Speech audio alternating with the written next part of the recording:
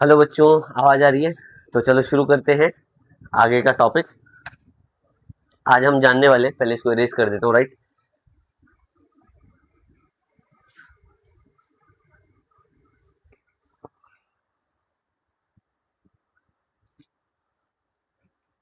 Magnetism in matter पढ़ रहे थे अपन लोग, और मैग्नेटिज्म इन मैटर में हमने टॉर्क तक देख लिया था। Tau equals to m b sine theta हमने निकाला था, राइट। उसके अलावा हमने और भी बातें करी थी, लाइक कि एनालॉग ऑफ इलेक्ट्रोस्टैटिक फोर्स जो होता है ना। अगर मैं इलेक्ट्रोस्टैटिक का सारा वो चैप्टर की बात करूंगा, तो एनालॉगी अगर करेंगे,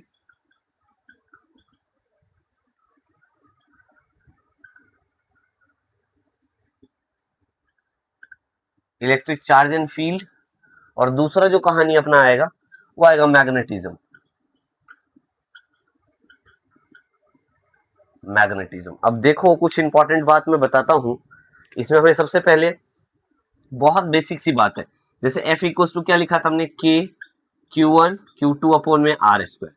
तो यहां जो फोर्स होगा वो क्या हो जाएगा, म्यू नोट अपॉन में 4 पाई QM1 QM2 अपॉन में आर स्क्वायर। ये शॉर्ट फॉर्म है, बहुत जल्दी याद कर लेना, बहुत इजी टॉपिक बता रहा हूँ। फोर्स का वैल्यू ये हो गया, तो इसमें फोर्स ऐसा होगा। यहाँ पे QM जो लिखा है ना मैंने, ये पोल स्ट्रेंथ है, राइट। और यहाँ पे जो Q है ये चार्ज है। अगर मैं इलेक्ट्रिक फील्ड की बात करूंगा, तो इलेक्ट्रिक फील्ड क्या होता था, फोर्स अपॉन में चार्ज ना। तो यहाँ पे मैग्नेटिक फील्ड जो बी होगा वो भी एफ अपॉन में क्या होगा, QM होगा, राइट। पोल स्ट्रेंथ, इसका वैल्यू क्या आ जाएगा, तो म्यू नोट अपॉन में 4 पाई क्यू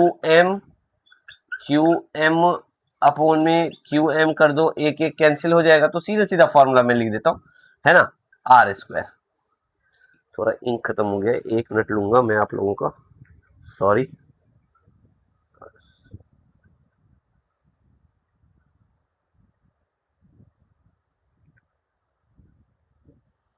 देखो, तो अगर मैं इसकी बात करूंगा, तो एफ अपॉन में क्या लिखा मैंने, QM लिखा, राइट।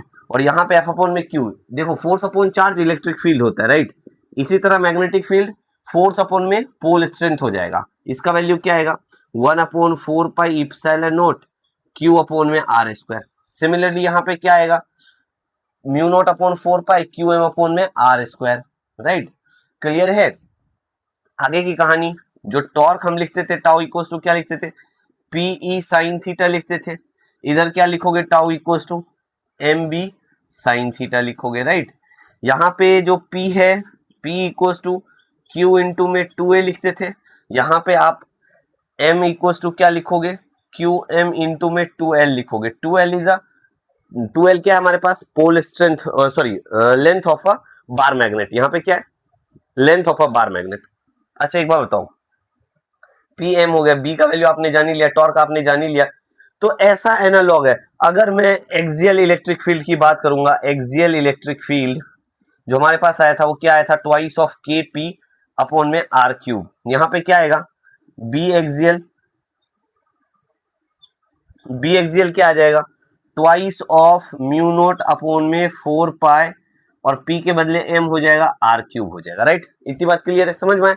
ये एनालॉगी, ये देख लो, अगर आपको ये चैप्टर याद है ना, ये चैप्टर के सारे फॉर्मूले सिमिलरली वही वो फॉर्मूले उधर भी बनेंगे। अब इक्वेटोरियल की अगर मैं बात करूंगा, ई इक्वाटोरियल क्या हो जाएगा, KP अपॉन में आर क्यूब। तो यहाँ पे क्या लिखोगे, बी इक्वाटोरियल बराबर में क्या आ जाएगा, म्यू नोट अपॉन में 4 पाई M अपॉन में आर क्यूब। ऐसा आएगा, देखो कितना इजी है, ये टर्म हमें याद रखना है, ठीक है बच्चे। और भी बहुत सारी बातें हैं, अब हम आगे की कहानी को जानेंगे। तो आगे क्या है, bar magnet as an equivalent solenoid. Bar magnet solenoid की इक्वल क्यों होता है, हमें ये जानना है। देखो उन्होंने बोला बार मैग्नेट जो होता है सोलेनोइड की इक्वल क्यों होता है, तो 2-3 इंपॉर्टेंट बात है। पहला, जब भी बार मैग्नेट को हम फ्रीली सस्पेंड करते हैं, always comes to rest in north and south direction. ठीक है जी, नॉर्थ साउथ में रुकता है, इतनी बात तो क्लियर है, समझ में आया। इसी तरह अगर मैं आपको बताऊं कि सोलेनोइड को भी फ्रीली सस्पेंड करेंगे तो नॉर्थ साउथ डायरेक्शन में ही रुकेगा। अच्छा, मैग्नेटिक फील्ड जो होता है बार मैग्नेट ऑलवेज नॉर्थ से निकलता है, साउथ में जाता है, यस और नो। अरे नॉर्थ से निकलेगा साउथ में जाएगा, आउटसाइड द मैग्नेटिक फील्ड, यही तो होता है। तो सोलेनोइड में भी मैग्नेटिक फील्ड नॉर्थ से निकलता है, साउथ में जाता है, तो ये इक्विवेलेंट टू बार मैग्नेट होता है। अच्छा, मैग्नेटिक फील्ड जो होता है म्यू नोट अपोन में 4 पाई एम अपोन में आप लिख सकते हो आर क्यूब होता है बार मैग्नेट में भी, और सोलोनॉइड में मैग्नेटिक फील्ड उतना ही होता है। तो इसीलिए हम बोल सकते हैं bar magnet is always equivalent to solenoid. इतनी बातें लिखो फिर आगे बताता हूं। लिख लिया? तो मैंने यहां पे लिख भी दिया, सोलोनॉइड जो होता है बार मैग्नेट की इक्विवेलेंट होता है। क्यों होता है वो रीजन भी लिख दिया है, ये आपको याद रखना है।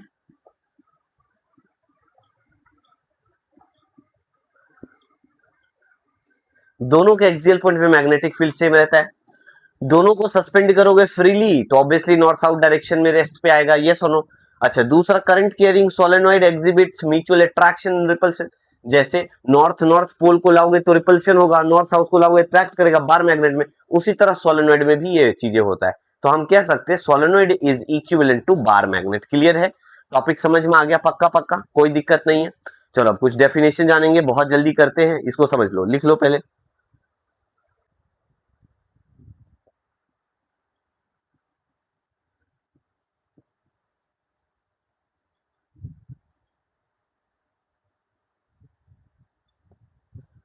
चलो बच्चों, गॉस लॉ इन मैग्नेटिज्म की बात कर लेते हैं थोड़ा सा। गॉस लॉ इन मैग्नेटिज्म कहता है कि हमारे पास जो मैग्नेटिक फ्लक्स होगा, मैग्नेटिक फ्लक्स किसी भी क्लोज सरफेस का, वो ऑलवेज क्या होगा? जीरो होगा। ठीक है, तो यहां पे मैंने लिख दिया Gauss law in magnetism which state that the surface integral of a magnetic field, surface integral of a magnetic field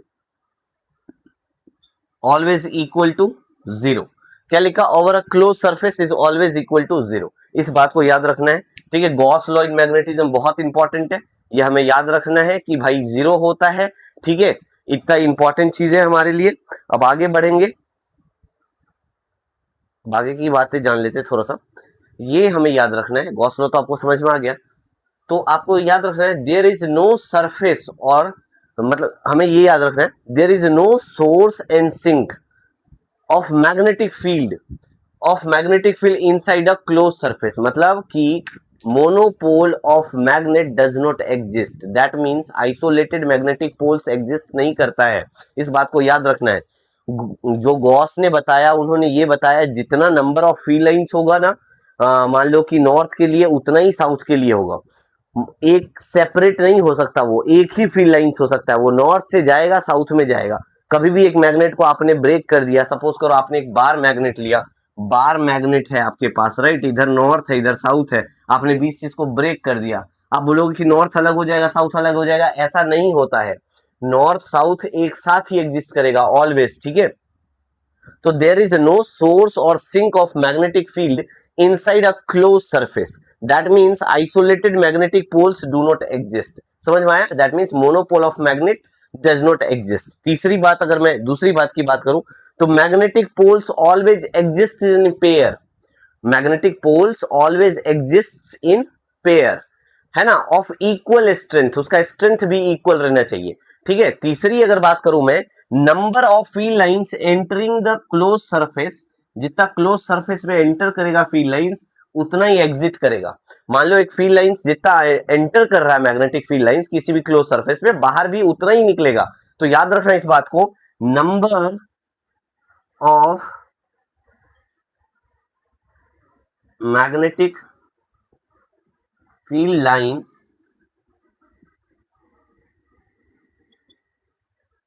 entering the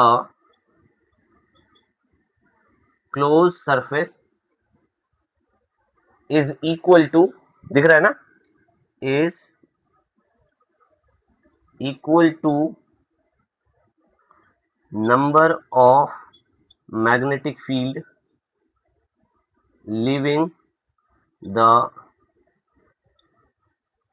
surface, leaving the surface. इस बात को याद रखना है, जितना फील्ड लाइंस एंटर करेगा उतना ही एग्जिट भी करेगा। इस बात को ख्याल रखना है, प्रॉपरली याद रखना है। ठीक है जी, क्लियर हो गया, समझ में आ गया? पक्का पक्का, इरेज करूं क्या?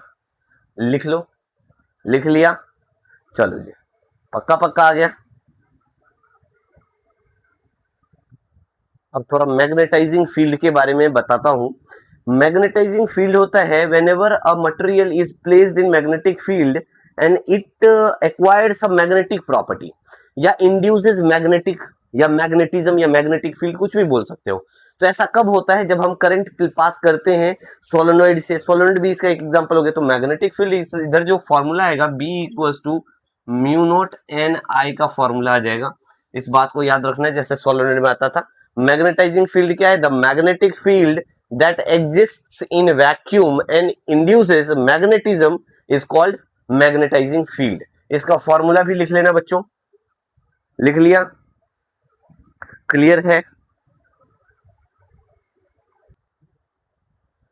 मैग्नेटाइजिंग या मैग्नेटिक इंटेंसिटी के बारे में अगर मैं आपको बताऊं तो the number of ampere turns, मतलब एम्पियर टर्न्स का मतलब हो जाता है बच्चों एन आई। एम्पियर टर्न मतलब नंबर ऑफ टर्न जिसमें करंट फ्लो कर रहा है, तो एन इंटू आई हो जाएगा, ठीक है।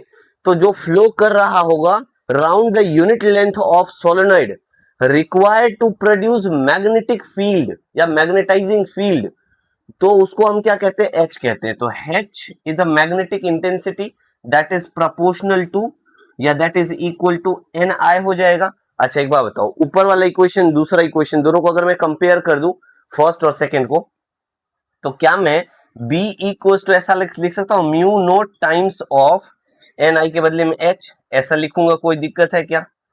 ऐसा लिख सकता हूं, कोई दिक्कत नहीं। तो याद रखना B equals to mu naught h के इक्वल होता है, ये भी लिख सकते हो, ये भी फॉर्मूला लिख सकते हो, ये दोनों इंपॉर्टेंट है, याद रखना इस बात को। क्लियर है, पक्का पक्का समझ में आ गई इतनी बात, कोई दिक्कत नहीं, समझ में आया? चलो आगे लिखिए, पहले छाप देता, लिख लिया ये चीज। अब आगे बढ़ जाए, आगे लिखते हैं मैग्नेटाइजेशन क्या होता है। ठीक है, इरेज करो, कर दो erase.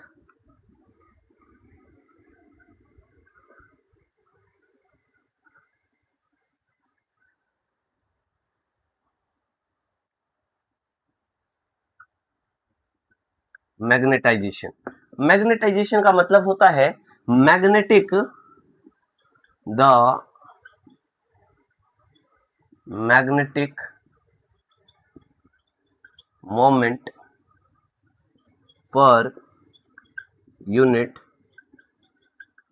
Volume, per unit volume when a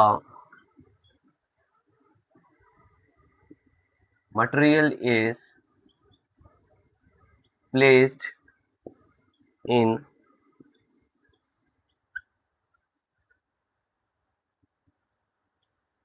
magnetising field. ठीक है, तो इसको कैपिटल एम से डिनोट करते हैं। कैपिटल एम इक्वल्स टू आप लिख सकते हो स्मॉल एम बाय वी। ठीक है, इस बात को याद रखना, this is magnetic moment upon में वॉल्यूम बराबर में मैग्नेटाइजेशन। ये बात क्लियर है। अब हम जानेंगे डाया पैरा फेरोमैग्नेटिक मटेरियल क्या होता है, तो इसके बारे में लिखेंगे। पहले इतना लिख लो, एक बातें और रह गया था, इसको भी देख लो जरा।